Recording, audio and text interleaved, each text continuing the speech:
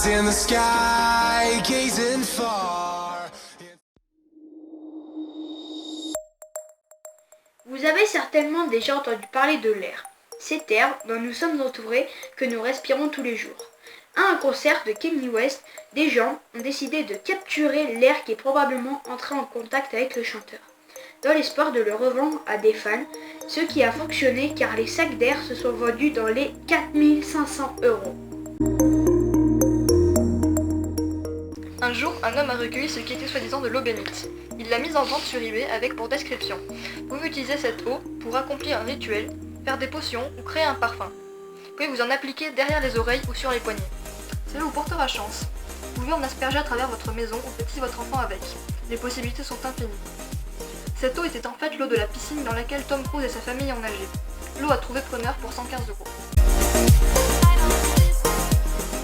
En 2004, Emily, la sœur de James Blunt, devait se rendre à des funérailles en Irlande, mais n'avait aucun moyen de transport à sa disposition. Les avions étaient en grève, il n'y avait non plus de ferry ou de train. Le chanteur a alors eu l'idée de la mettre en vente sur eBay. Demoiselle en détresse recherche son cavalier servin. Elle a besoin d'aller dans le sud de l'Irlande. À l'aide, s'il vous plaît. Une stupide idée?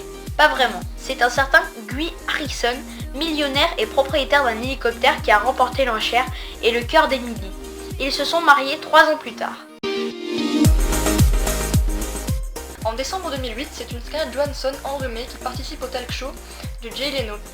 Elle affirme que c'est lui qui l'a contaminé, et elle lui dit aussi que son rhume a beaucoup de valeur puisqu'il passe d'une célébrité à l'autre. L'animateur lui tend alors gentiment un mouchoir et laisse l'actrice faire sa petite affaire. Il récupère l'ensemble, le met dans un sac plastique et demande à Scarlett d'y apposer son autographe et le met aux enchères au profit d'une organisation caritative choisie par la comédienne. Un joli coup médiatique, 5300 $, 5000 €, ont ainsi pu être versés à l'USA Harvest.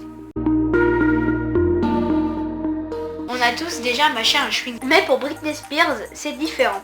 Certaines personnes sont allées récupérer ceux qu'elle avait mâchés sur scène ou même devant chez elle pour ensuite les revendre. Les plus chers ont atteint les 13 500 €.